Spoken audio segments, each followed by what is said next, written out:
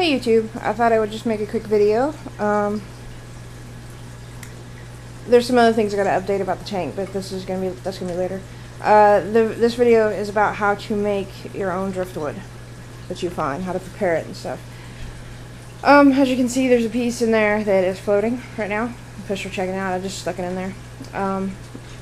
This is something we found in the lake about a week ago, and I just wanted to do a video on how to prepare it. So yeah, we found the wood, and what you do when you're looking for wood at the lake, and you find a piece that you really like, and it looks good and stuff, you decide you want it in your tank, you take it and you press your nail into it, you take your thumbnail, and you press into the wood, and if your thumbnail goes into the wood easily, it's too soft. You don't want it. It's not going to be good for your tank. It's going to just basically disintegrate and cause a mess. But as long as it's... Mosey's asleep. She's dreaming. She's growling in her sleep. Anyway, as long as your thumbnail does not go into it, it should be fine. And you don't want things like cedar or stuff like that. I mean, some people say it's okay, but I don't think so because it's got the very strong tannins in it, and it could cause problems in your tank. So anyway, you bring it home, and in our case, what we do is we let it bake in the front yard in the sun for about a week or so. And that's what this one did. And then this morning, I took it and I squirted it with a water hose really well. Got all the debris off of it, all the little nasties and things from the lake and the sand and the little snail shells and things like that.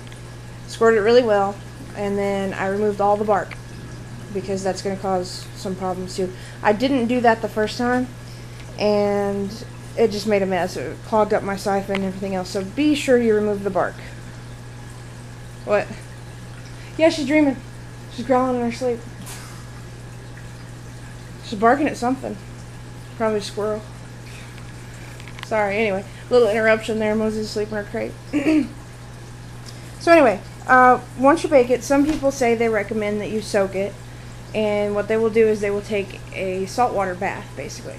If it's too big to boil, some people boil it. And some people bake it in the oven. But obviously pieces like this for 150 gallon or just a big tank are too big to boil or bake. So what you do is you would get like a 50 gallon Rubbermaid bucket or something like that, 30 gallon, you know, a good size, and make it into a warm water salt bath. And what you do is you would measure out, you know, a certain amount of salt, and some people use bleach too. I wouldn't do that personally. Anyway, you measure out salt, make sure it's warm water, and soak it in there, and then change the water every couple of days. And they would say do that from 2 to 3 weeks. I don't do that. I'm pretty much just like, we'll just see what happens. It looked pretty healthy. It didn't look like there's any nasty things on it. So, it worked out well. The problem with that is, the last piece of wood thing. Anyway, the last piece of wood that I got, I put it in there.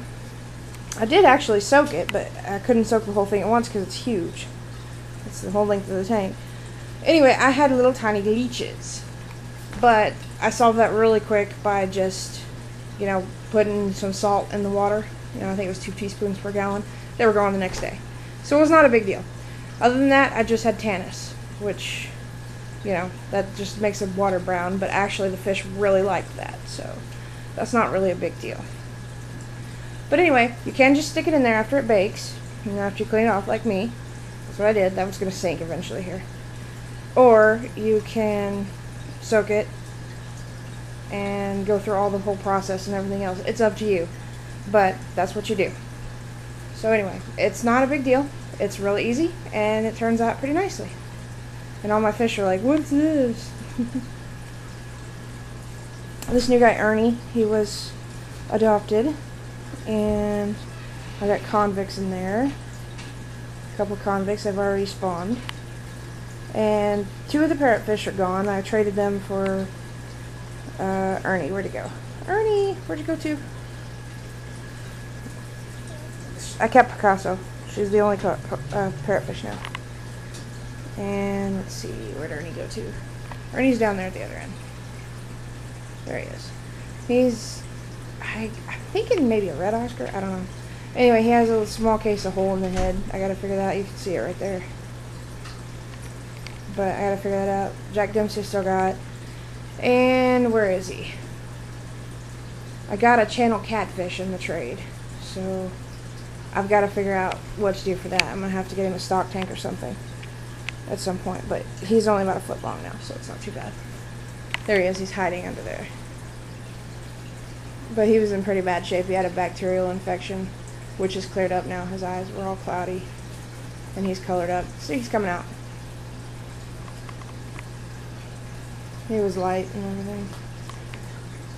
Anyway, that's pretty much the update for this. This is the only tank that's left in here because we're still working on setting up the fish room that we've started. I don't know if we're going to move this one or not because it's heavy. It'd be a real pain in the butt to move it. Isn't that right, hon? Unless they want to invite somebody to come help. Yeah, y'all are welcome to come help move if you want. Just, come on down to Fort Worth and, yeah. So anyway, so I got Tiger.